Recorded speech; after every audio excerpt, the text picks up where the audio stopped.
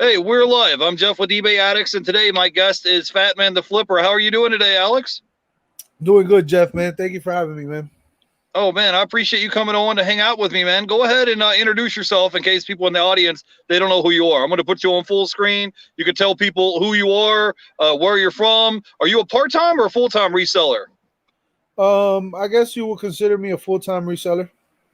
All right, cool. But I'm Alex Fatman the Flipper, your friendly neighborhood fat man, and yeah, I'm a reseller. I'm an entrepreneur, really. I believe in having multiple streams of income, and just living life on your terms, in a sense, um, and trying to have goals to achieve, and have accomplishments, and build a better life.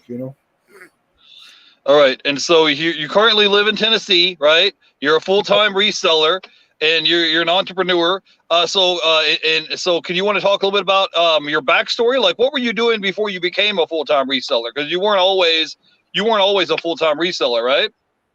No, no, no, no. So I guess so right before I became a reseller, I was in a recovery group for men. Uh, that I basically served in the group, but I was there because I'm a drug addict in recovery. I'm going on 6 years clean and sober from drugs and alcohol, and it'll be February 11th is my 6 year anniversary. And so I was in that group, and in that group I was made to believe that the only option I had was to either serve in that group full time for the rest of my life. Yo, what's up, Jennifer?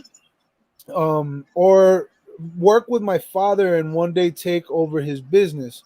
So they gave me that ultimatum in a sense, right? And I started working with my father as a roofer to learn the business and things like that. But I was still part of the group. But I was just so miserable, and I didn't see, I didn't have the hope I once had, right? Of building a better, future for myself, and building something on my own, and all that. And I just really did not like working as a roofer. And I had it pretty good, man. Imagine the boss was my dad, and I had it pretty good. It was really hard work for the most part, but I started doing a lot of the paperwork and running to permit buildings and things, and downtown and things like that. And it was promising, like it was promising, like I could have owned $1 million business by now. But it just, I the money didn't motivate me. The money didn't motivate me. I didn't see myself doing that. So I always had big dreams, right? I always had big dreams. And one day, we had gotten a new work truck, and the foreman that basically worked, he ran one group of our guys. He was like, "Hey, take the truck for a spin." So I take the truck for a spin, and when I turn the corner, I see a fish tank on the side of the road, a big uh, 70-gallon. I don't know, it was a huge fish tank. And when I saw it, my first thought was like, "Oh, this is awesome! I could put an anaconda in here, right?" So I grabbed this tank, and I realized, man, I don't have the space. I had just moved into my first, because I was homeless, and it was the first place I ever lived in. Was they call it an efficiency in South Florida. So it's like an apartment but without a kitchen. So I had very limited space, and all this. And I was realistic about it. I was like, I'm never gonna have an anaconda. So I was like, I wonder if somebody could use this. And I had heard about like eBay and offer up, and things like that. So I had posted that fish tank that I found on the side of the road for $80, or it was either 80 or $100 on offer up. And I started getting a bunch of messages in South Florida. A lot of people have reptiles, fish. It's a big thing in South Florida. So right away I had somebody offer me $60, and I'm like, I'll take $60, bro. Shoot, I found basically trash on the side of the road, and somebody's giving me $60 for it. Well, it so happened that in transport, it chipped. So I messaged the guy, and I was like, look, man, got to be honest with you, it chipped.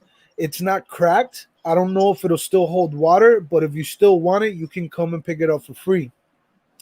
Kid comes over, picks it up, and hands me $20. I tell him, no, man, don't worry about it. Keep it. He's like, no, bro, at least $20, man. So I'm like, all right. And as soon as that happened, I had this like thought cross my head. Like I felt this sense of relief, like a freedom, almost like an idea that just it was like an epiphany or something, right? It was like, man, if I made $20 off of this trash, like I could do this as a side hustle at least, right? And I started looking it up, and I'm like, man, there's people making money off of this stuff. And I got those $20. I put it in an envelope, one of those bank envelopes, and I wrote for my online business, do not touch. And I put it on my wall.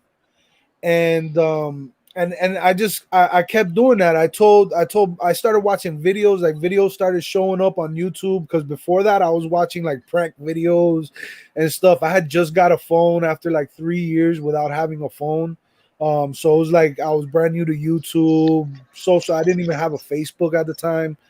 And I would watch like stupid videos, but all of a sudden I'm seeing like people like Gary V, Reezy Resells, the Bearded Picker, all these videos start popping up, and it motivated me even more.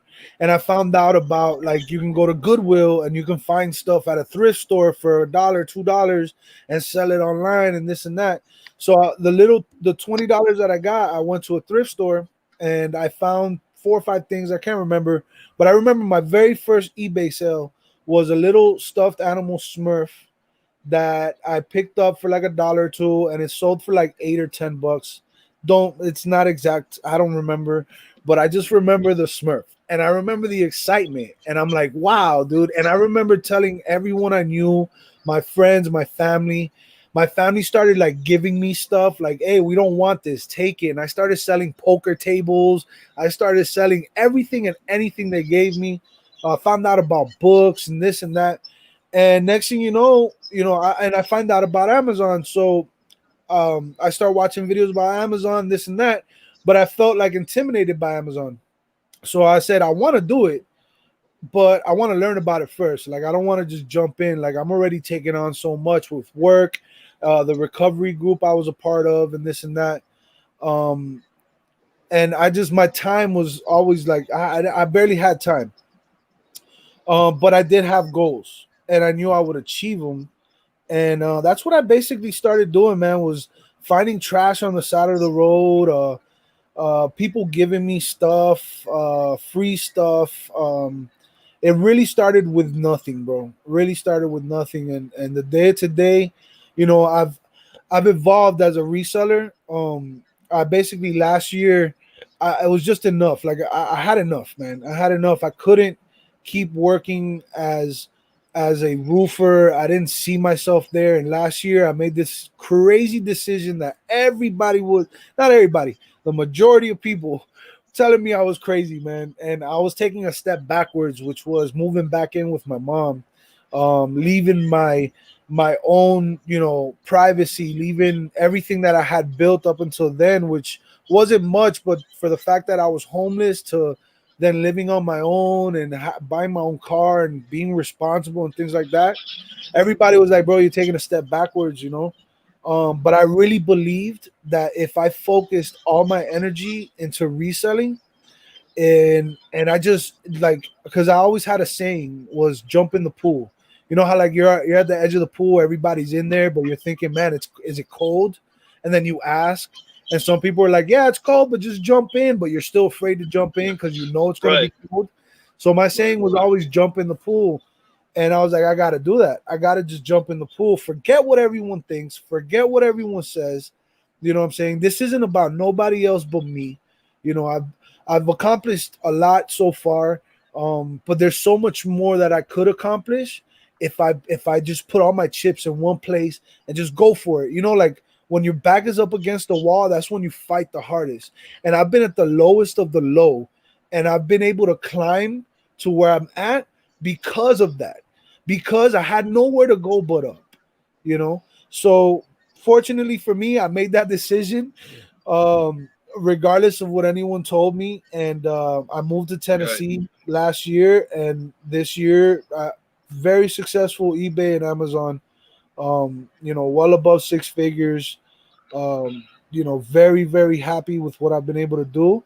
And Yeah. the funny thing is, money has never really been my motivation. It's never been my motivation, and but it has been like a bit of a motivation. Like that's a lie, right? Like you can't say you're in business, but you're not thinking about money, of course, right?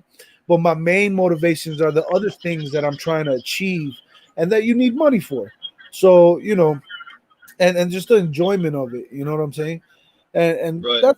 that's just where I'm at right now, man. Very blessed, very fortunate, and very grateful for everything that I've been able to accomplish, and all the people that I've been able to help, and the people that have helped me. And it's just been an awesome journey, man. Yeah, I understand. I'm kind of a bigger guy myself, and you're not going to catch me up on a roof, bro. I'm one of those people who want to keep my feet on the ground because I'm worried if I trip or fall, that'll be it. That'll be over. I'll be in the back of an ambulance. They won't see me again. That'll be it. No, So, just, it literally the last few months, I was right, told I was not allowed on top of the roof anymore because I right, had two moments where I had almost fell off of the roof.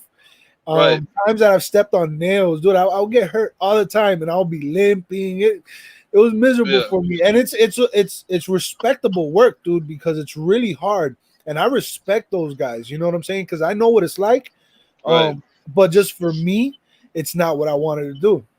You Right, know. I'm with you. I'm going to catch the people in the chat real quick. We got Jennifer Hayes is here hanging out with us today. She says, hi, Alex, with a big heart. So we got Galaxy CD Rocks and Flips is here hanging out with us. We got a Brum reseller all the way from the UK here hanging out with us today. We got the Flippin' Sports guy is here.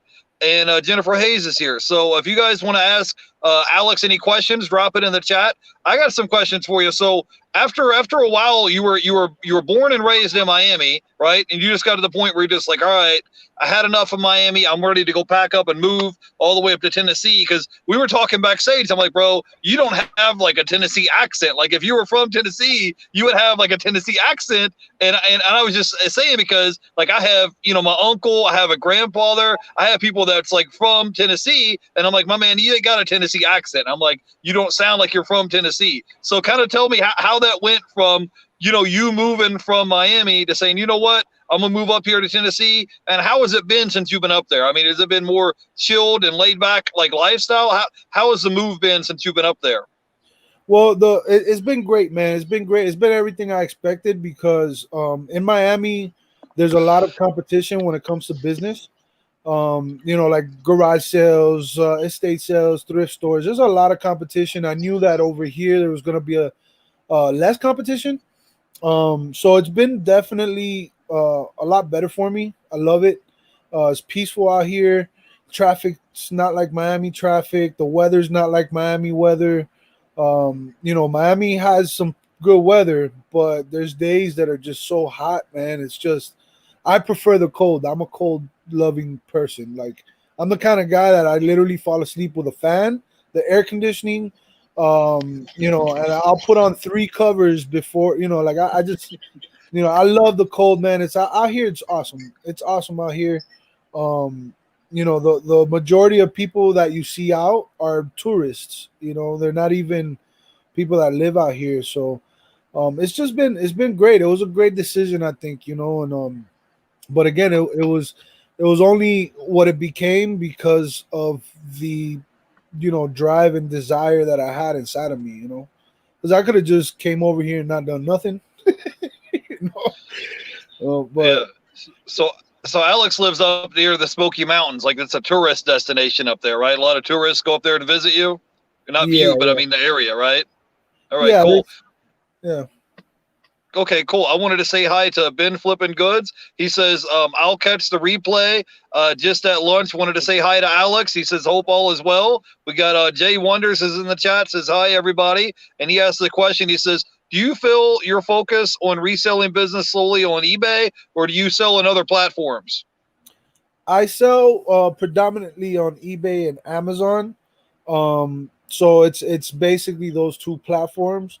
But I also have like the Bonanza thing going because it's like why not? It's super easy once you sign up for Bonanza.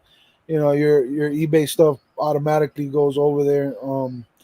And I actually have two eBay stores. So one is like a public store because it became public, because I didn't know what I was doing.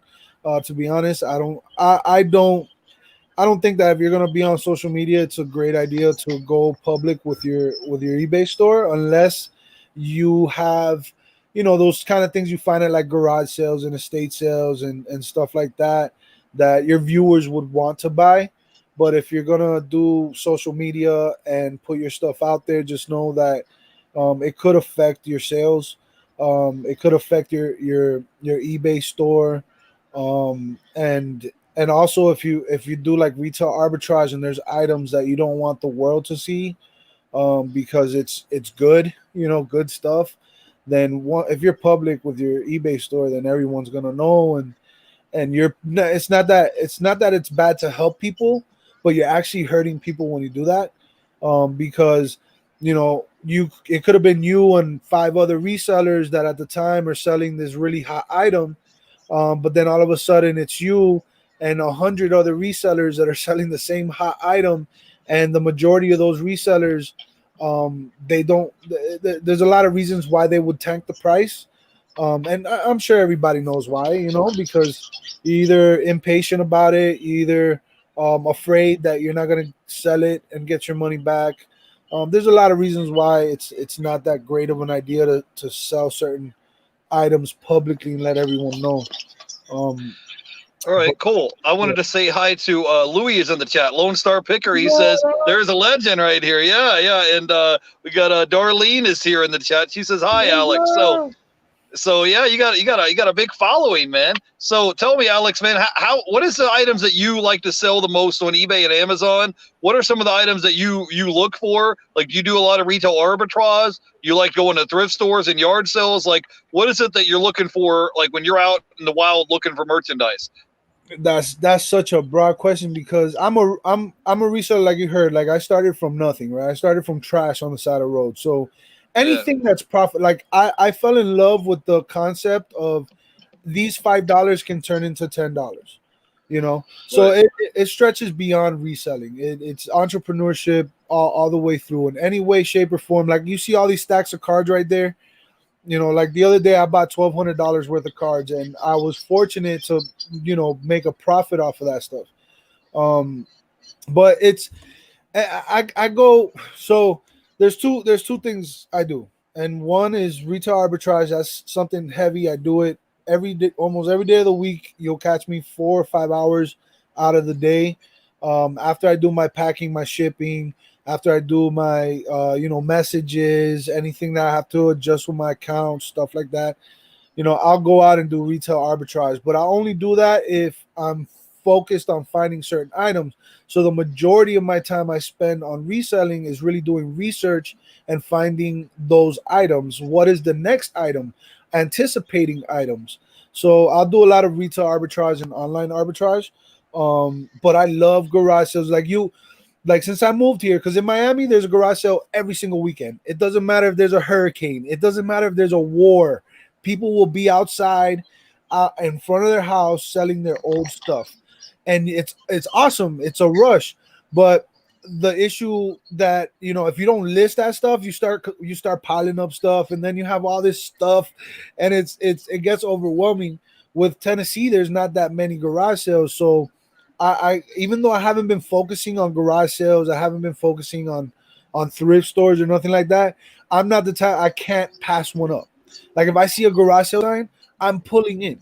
Even if I was there last week, even if I know that this is a garage sale that happens every week and it's like a little elderly lady and she's been selling at her garage sale the same stuff for 10 years, like I'll still go there. You know what I'm saying? Right.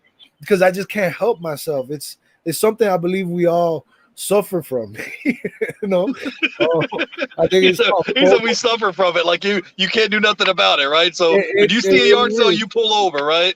It really is. It's some you. It's suffering, dude. It's because if you pass it, your mind starts eating you up, dude. I should have gone. What if they had that Parasite Eve PlayStation 1 game that, you know, sells for $60, $100? You know, like you can't help it but stop in Oh, in March. Um, since the pandemic and all that stuff, I've really been focusing heavy on online arbitrage and retail arbitrage, specifically hot Okay, items. Yeah. go ahead. So if somebody is new to retail arbitrage, what should they be looking for? If I'm at Walmart clearance or Target, or I'm at Walgreens and there's items on clearance, what particular items should I be looking for retail arbitrage to flip and resell on eBay and Amazon? So I mean, everybody knows about clearance.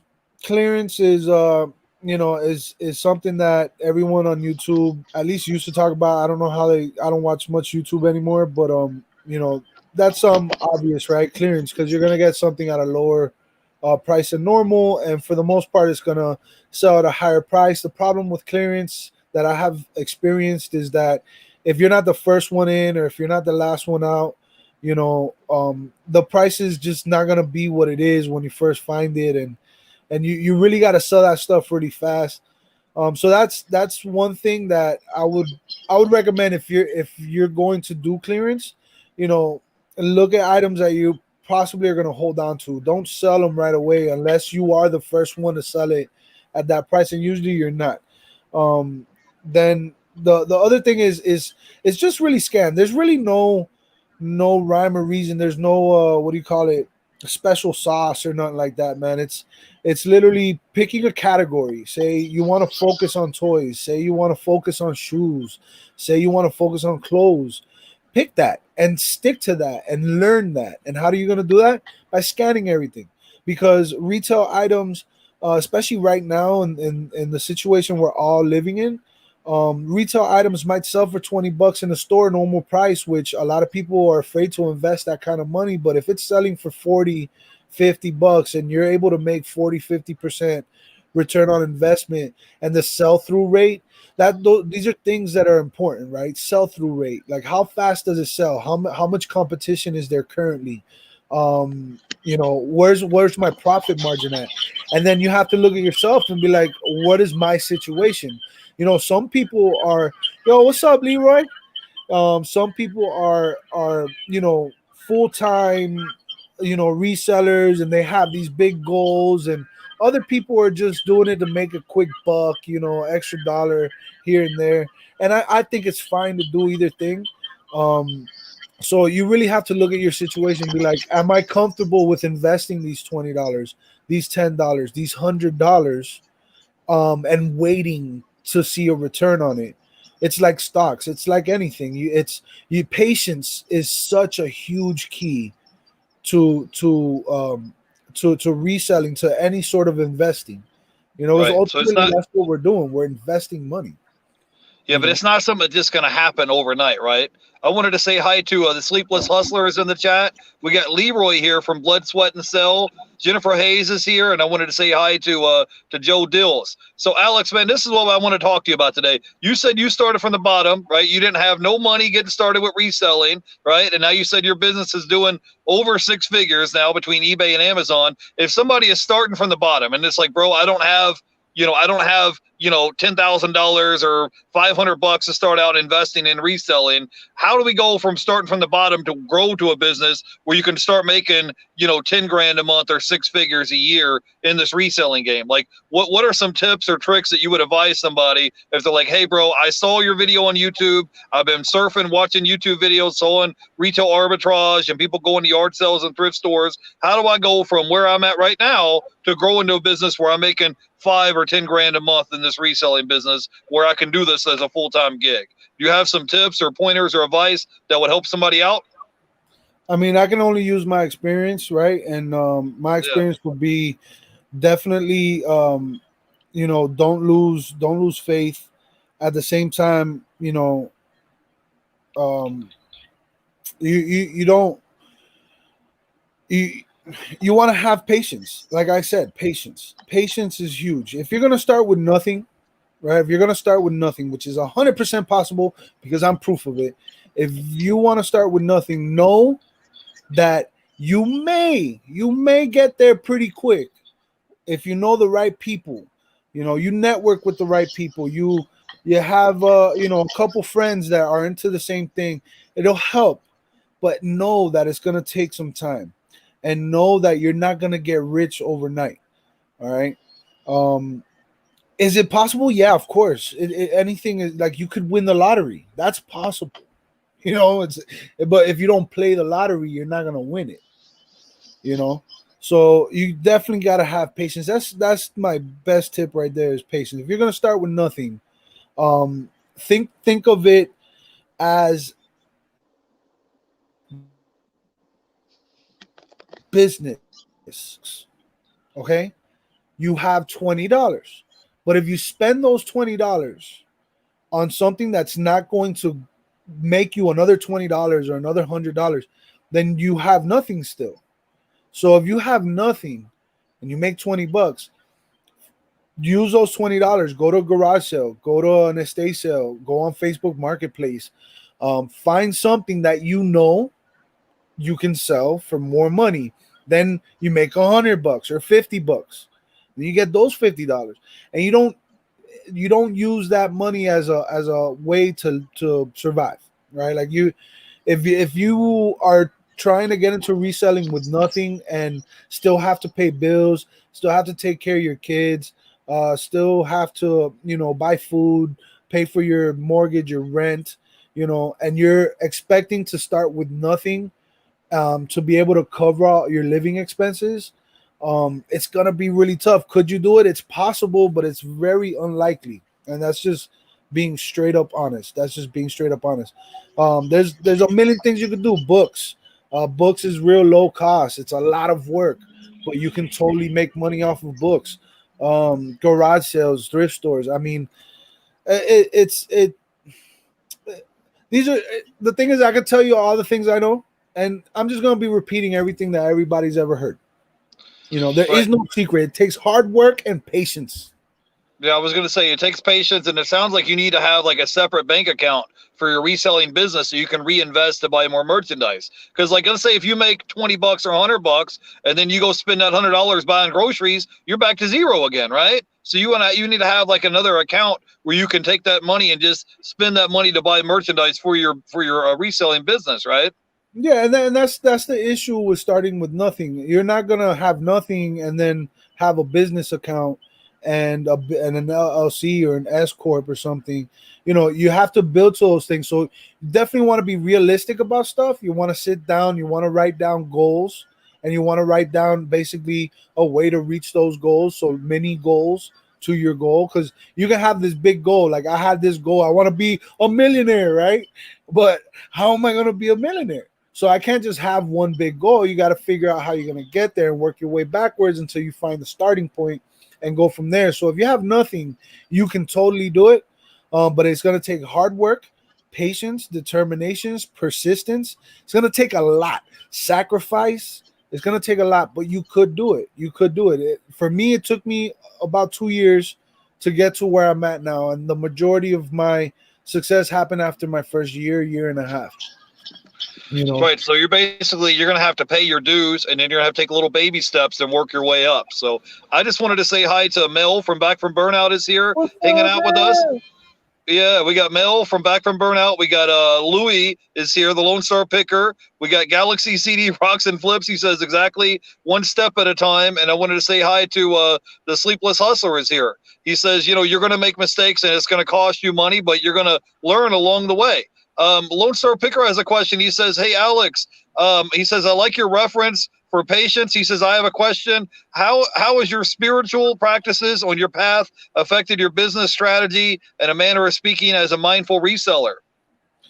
Well, I definitely use my recovery in my business. So, like the way I practice things, um, I practice the patience. I practice, my faith. I practice, my diligence. Which is technically hard work. It's the opposite of laziness.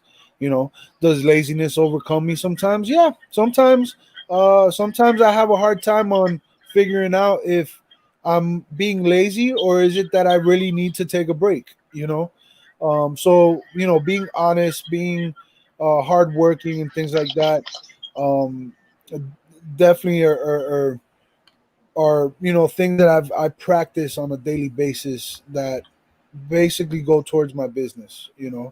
I believe in karma, man. I believe that you reap what you sow, and if you put good out there, good happens. And I feel that I'm sort of an example of what would happen if somebody would really try their best to be good when they could be really bad.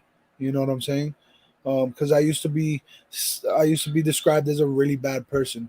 You know, back then you would ask somebody about me, doesn't matter who it was. Um, you know, maybe my mom and my dad wouldn't say nothing bad, but the majority of everyone else would be like, "Yo, stay away from that guy." You know, I was the guy that my Yeah. friends, I used to, you know, partake in extracurricular activities with. You know what I'm saying? The people I used to get high with, bro, used to tell me I had a problem, and they were honestly they were crackheads. I was a crackhead, and the crackheads used to tell me, "Yo, you need some help, bro." I was that, But you know. So I learned that to do the opposite, to help others instead of being so selfish, to you know, building relationships with people instead of tearing them apart. You get what I'm saying? Those are things right. that I try to practice in my business. Yeah. Okay, cool. I wanted to say hi to the flippin' sports guy. He says it's a long grind. Most fail because they don't have the patience for it. Mel from Back for Burnout says, "I love Jeff's chats. Such great resellers every week." Yeah, we got a great reseller on today. Alex is on. We got Leroy here from Blood, Sweat, and Cell, and we got Amputees Adventures. He says, "When I feel lazy, I lick some doorknobs." He says, "What's up?" Alex. So I don't know about the doorknob thing, but hey, Dude, so you I wanted never to ask lick you a some. doorknob? That's what he says. He said, I don't know You about should, that one. Yo, Jeff. that's what he You need said. to go So, lick some doorknobs, man. well, maybe that's his thing if that works for him. So, Alex, we talked a little bit about having goals. What are some of the goals that you have for yourself and your business? Because you're on YouTube, right? So, I want to talk a little bit about your YouTube channel. Because your YouTube channel, everybody's welcome to come by and hang out at your YouTube channel, right? Everybody that's welcome, that could come by and hang out with you. Yeah, yeah. Yeah. Yeah. So, what do you mean, like goals with what? um like With we're in the year 2021. Every year in January people set like New Year's resolutions, new goals, new projects of things they're working on. What are some of your goals that you have for yourself this year in 2021, as far as like maybe expanding your resale business? Like, are you going to are you what about your YouTube channel? Are you going to try to grow your channel? Like, what are some of the things that you're working on as far as 2021 that you want to make improvements to? well, this year I want to hit the seven figure mark. In 1 year, of work, I want to hit 7 years, 7 figures this year. That's one main goal. But again, those things to get there is gonna be a lot of little goals. And for example, this month's goal is one of them. I have one out of three main goals this month. And the one goal is, if you don't know, I had bought my first storage unit back in 2020. Like, I can't remember if it was October or something like that, or right before October. I had bought my first storage unit, and I bought it with the idea that I'm gonna get this stuff, and it's gonna be stuff. So it's almost like I'm gonna sit on it for the day that I want to list some random stuff, and I'll have inventory there, right? And I honestly thought I was gonna find some really, really great stuff, which I did, but I thought it was gonna be a lot greater. So one of my main goals this month is I need to clear out the 10 by 15 unit that I have of that stuff. So I plan on doing like a couple auctions here and there. And a lot of that stuff I'm gonna end up donating. Because I'm already like almost broken even with the few things that I've sold out of there already. So I just want to get that storage unit out of my way. Um, so that's one of my main goals for like this month. But big goals, like as far as my YouTube channel, I want to hit 1 million subscribers by the end of this year. Yep, I said it. I know a lot of people laughing. Keep laughing. I'll be smiling in your face by the end of this year. I want to hit. I want to get 1 million. I want to do at least 7 figures by the end of this year in my eBay and Amazon. And I want to. What was the other thing? And I want to help as many people as I can along the way, dude. That's it. That's it. It's super easy. I just want to have fun, smile, bro, be happy, um, and stay sober, bro. That's it.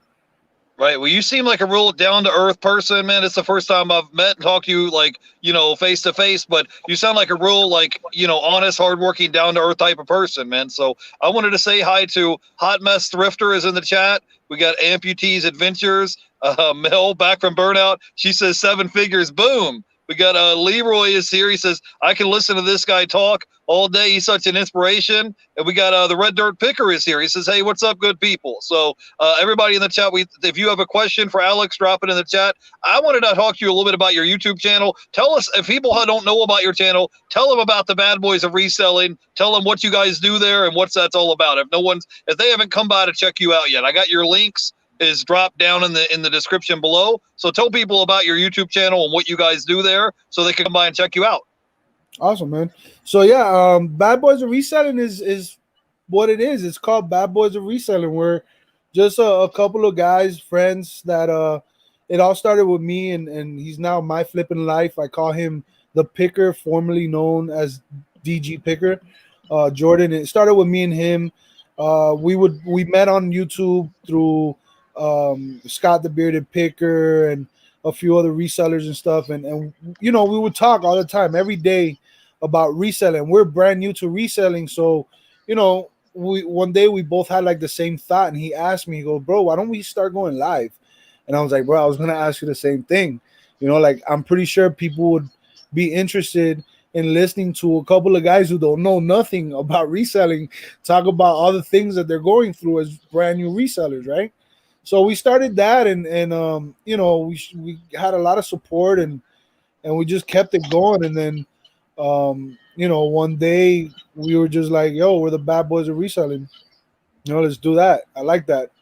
It's because we're not bad people. We're actually good guys. So it's just for fun, really. But the idea of Bad Boys of Reselling is really where a place where resellers, because we work so hard, and we devote so much time to our businesses, and some people have regular jobs too, some people got kids and spouses and stuff like that. It's an opportunity for resellers to all come together with the same purpose and the same things that we relate on that. We relate on reselling, but it's a place for us to come together for at least 1 hour a week where we could kind of just let loose and talk about whatever, and kind of like, let's forget about reselling in a sense, but we still can't forget about resale. We always sprinkle a little bit of reselling on it. But it's a lot of fun, man. It's just us there talking, having a good time, and we do all kind of random stuff, man. It's really random. We are not organized on purpose. Purposely, we do not organize that show purposely. Right. Well, I was there last week. I don't know if you saw me in the chat, but I was there last week hanging out with you guys in the chat. And when I was there, I just felt like you guys just welcome everybody with open arms. Anybody that wants to come by and hang out, even whether you're a reseller or not, if you just want to come by and hang out and talk, and everybody in the community was really nice and friendly there. So I wanted to say hi to the Lone Star Picker is here. Mel back from Burnout she says, I just subbed. I'm coming along for the million ride subscriber ride. And Leroy is here, Blood, Sweat, and Cell. He says he watched your first video doing drive-thrus and talking to people about chicken sandwiches. I watched one of your old videos the other day where you were doing like a give back, and you were like, it was your birthday, and you're going around giving people like balloons and cards and all that stuff, man. I watched that video last night. We got Butterfly Hustles is here in the chat hanging out with us. So I wanted to talk to you a little bit about your reselling business, right? Because you sell on both eBay and Amazon. Can you kind of give us some of the other pointers or tips or tricks, like where people should go sourcing at for the reselling business? Like, do you have any other advice or suggestions that would help somebody out to kind of grow their business? Because you've been doing it, you're a full-time reseller, and there's a lot of people that do it part-time, like on the side to make extra money. But what would you suggest that people do to help them make more money in the reselling business? Do you have any other tips or tricks or pointers that you could pass down to them to help them out? Yeah, I mean, I could say this, man. You got to be honest with yourself. That's it. Just start with being honest with yourself, and find out exactly what you're trying to do. Because there's a million ways that everybody's a reseller. Walmart is a reseller. You get what I'm saying? So do you want to be the next Walmart, or do you just want to make a couple extra bucks, you got to start off with being honest with yourself, and definitely don't compare yourself to others unless you're comparing yourself to that other person because you want to reach that other person's level. But a lot of people fall into the jealousy thing, and it kind of makes you lose motivation because you have this super expectation of things, this super exaggerated expectation of things, because you're not being realistic with yourself. First, be realistic with yourself. Set yourself small goals and reach them little by little. And every day try to be better than you were the next day. Whatever you could improve on every day, improve on it. Um, there's really no tips or tricks to it. I mean, do you want to do wholesale? Do you want to do liquidation pallets? Do you want to be a thrifter? Do you want to sell antiques? Do you want to sell brand new retail items? Each one of those things require different things. So it's doing a lot of research, being patient, but most importantly, be honest with yourself. Because if not, you're just gonna drain yourself, and you're gonna find yourself in a place where you weren't expecting to be. Simple as that. Yeah, I'm with you. Each thing is different. Just like you said, you bought a storage locker, and you're like, okay, now I'm going through this whole storage locker. That's totally different than like retail arbitrage, right? Or if you're going to yard sales and thrift stores, that's totally different than buying whole pallets of merchandise, right? So each one is a little bit different. Yeah, like for example, I did a lot of retail arbitrage this past year. I still currently do it, but I am trying to get to a place where I don't have to go chase items. I want items to come to me. You get what I'm saying? So I've been trying to work with distributors, finding the right distributors. Distributors don't just sell product to just anybody. You know what I'm saying? Like they're already limited it's to how much they have. So why would they sell it to Joe Smo when they could sell it to Walmart or they could sell it to this person or whoever, right? So there's definitely a few things that I want to do to maximize, minimize the time I spend on sourcing and my business in general. I want to have employees. I want to, you know, not just have contractors. Because I have contractors right now. You know, so it's little by little growing, man. So where do you store all your merchandise? Do you have like a garage or a shed, or do you have a storage unit? Like where do you store all your merchandise that you're going to resell? So I don't have a ton of merch. Well, I do because I have that one storage unit that's a 10 by 15, but 95% of the stuff in there is stuff that I got from the 15 by 20 storage unit. So I'll be posting that stuff. I already posted a few things on eBay, but basically, I from my experience, bro, I've sold things that have taken forever to sell because I didn't know what I was doing for the most part, or I just didn't understand the research aspect of it. So I would just list anything because either I thought it was cool or whatever. I've sold things from garage sales, things from stores, and basically my whole experience has taught me this. Why am I working my butt off, right? To make X amount of money when I can make that same amount of money with a little bit less effort, right? So instead of selling 1,000 things through eBay or listing, better said, instead of listing 1,000 things through eBay, that's gonna make me $1,000. I'd rather list 10 things that's gonna make me $1,000. You get what I'm saying? So I've really been trying to figure out, and I've been focused on that, is how can I find really good product. Like I'd rather devote the time in researching for the right product that's either going to move in quantity really fast or it's going to sell for a good margin, like a really good margin, right? So I'd rather devote the time into that versus I have all the because I have stuff, dude. I have stuff there that I haven't listed, and it's not because I don't want to, but it's because my time is going towards listing these other things that I just create one listing, but it sells 100 times versus creating 100 listings that sell 100 times.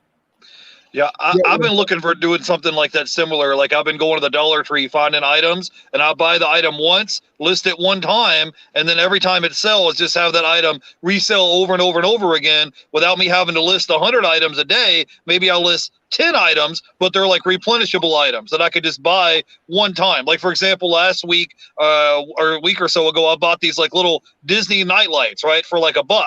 And then I sold them on eBay for like, I don't know, it's like 10 or $12. But every time one of them sells, I don't have a big inventory of them stacked up in my garage or my warehouse. I'm just using the Dollar Tree, and every time one sells, I walk across the street to the Dollar Tree, put a shipping label on it, drop it in a 6x9 padded envelope, and it's out the door. So I definitely understand if you can list an item once as opposed to listing 100 items and just resell it over and over again. So I wanted to ask you a question. You talked about wanting to hire employees to work for you. What are you going to hire them to do? Are they going to be listing items for you? Or are they going to be doing shipping? Like, what exactly would they be doing if you had employees that work for you? What would you have them do? That's basically what they would be doing. But before I even have the employees, I have to find, a proper place, to Yeah. run that from. Because I'm not just gonna have people come to my house or whatever, and work from here. And there's gonna be, of course, like the whole interview process. There's a lot of things I still have to work on before I get to that point. I'm hoping that by summertime, I'll be at the point where I'll be able to put ads up, or actually, I have a few people already in mind, that they're gonna refer some people to me, so it'll be more like I could trust these people more. You know what I'm saying? But I do want to by summertime already have at least 2 employees, where they could be shipping, they could be. I'm gonna teach them the whole listing process, inventory, just everything, and the whole idea of that is also I would love for it to be like high school kids or something like that, because I feel like I can teach them something that's priceless, because they can use that for the rest of their life, versus them getting a job at like McDonald's or something like that, which isn't bad, but what I mean is, it'd be great to see some of those people that I would hire go on and do their own business, create your own thing. You get what I'm saying?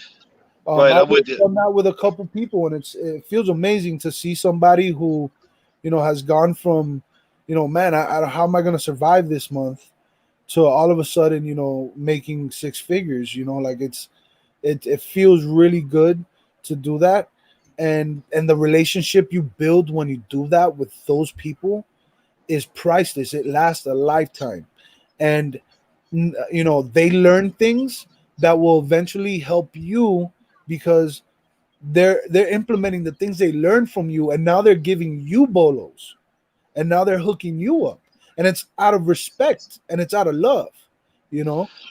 Right. But So like, we have a question in the chat from Leroy. He says, "Are you going to buy another storage locker this year, or are you just going to lay low dude, with the Leroy, storage units?" Leroy, I promise you, dude, I'm never in my life going to buy another storage unit again, unless I have a whole setup, I have a few people to help me, you know. But it's not gonna be a 15 by 20, and I'm not gonna do it by myself. I tell you what, that storage unit, 15 by 20 storage unit, packed from bottom to top. All right, mostly books. Okay, by myself, 98% of it was by myself. Took a month of my life. It took a month of my You life, lost a month of your life to a storage unit, bro. dude. But hey, it's not a complaint. It's not a complaint. I Yeah. learned a lot by doing it. And it's not like I lost a ton of money, because technically I could have been focused on retail arbitrage. I could have been focused on things that have already been working for me. But it just took up so much of my time that it doesn't make sense to me right now. Right now, this my current condition does not make sense to me. For example, and this is not to brag, I never show my numbers, bro. I hate showing my numbers. But this is my public store. This is just my public store. Okay. Right. This is what I'm talking about. I have 64 active items, and I've done $12,600 in the last 90 days. 64 active items. Yeah, I That see that.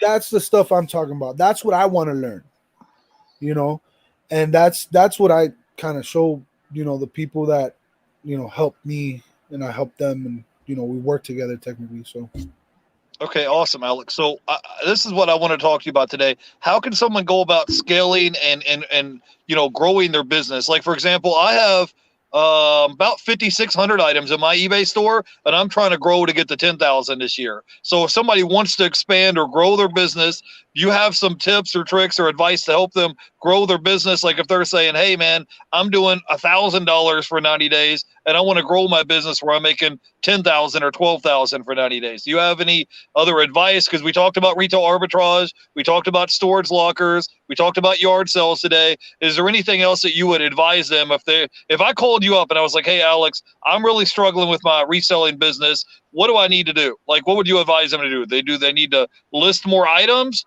What do they need to have better customer service? Like, what would you recommend they do? Like, if I called you up and I was like, "Hey, I need help with my reselling business. I'm not making nowhere near $12,000 in 90 days. What do I need to do?" well, I could say this: the first thing I wouldn't have an answer for you straight up. Like just with that question, I would not have an answer. I would have questions. I'll have a ton of questions. Because it's good to have that desire, right? Like, hey, look, I got 1,090 days. I really want to grow it. That's good. That's like finally, all right. Now you really want to grow it, right? That means you've been working pretty hard for at least 90 days to do 1,000 in sales, which is good, dude. My first 90 days, I didn't make no 1,000 in sales, right? So how are you gonna grow it? Well, first we got to look at we got to figure out what you're doing wrong, right, or what you can improve on. So my questions would be like, what kind of things are you selling? What are you what are you trying to do? But the main thing I would suggest anybody is focus on one thing, right? Like one of the biggest lessons I learned my first year as a reseller was I spread myself way too thin. I wanted to sell on Poshmark. I wanted to sell on Macari. I wanted to sell on Amazon, on eBay, on OfferUp, on Facebook Marketplace. First year as a reseller. That's insanity, dude. I went crazy because of it. I didn't make no money. You know what I'm saying? Like I made money, but it's not like I was just spread everywhere, and everything was suffering because of it. So focus. Start off with eBay. I always tell people like start off with eBay, man. Like eBay, you're gonna learn a lot from it. There's a little bit more leniency when it comes to certain things like policies and things with eBay compared to Amazon.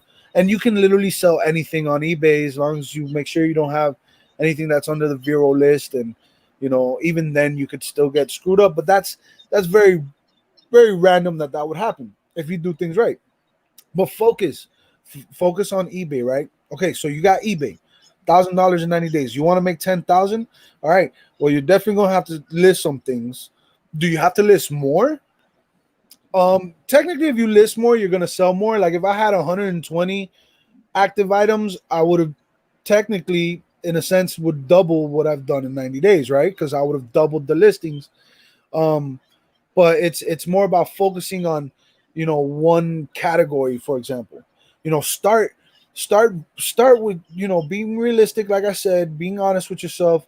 Let's start here. Like you want to work on shoes, let's do shoes, dude. And you can make 10,000, 20,000, 30. The sky's the limit. It all depends on how much work you put in. So but you got to focus on one thing instead of exhausting yourself on so many different platforms. Of course, you're only doing 1,000 on eBay, but you're also doing 1,000 over here and 1,000 over there. But you could be doing a little bit better on eBay if you just focus on eBay. You know what I'm saying?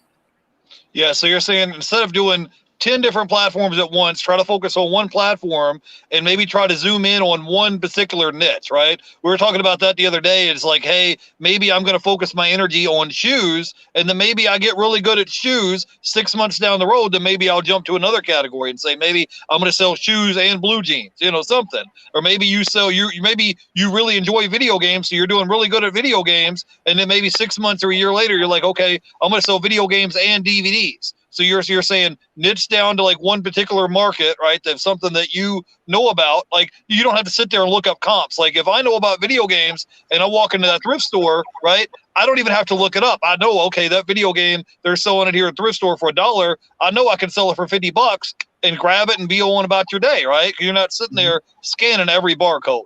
Yeah, You're looking for imagine. one particular niche, right? Yeah, imagine walking into a Nike outlet and not even needing your phone. Like you just go up to Nike outlet and you know that this shoe right here is selling for 150, but they got it on sale for 60. You know, and you know that the fees are not gonna be there. You know, except for your promotional fees.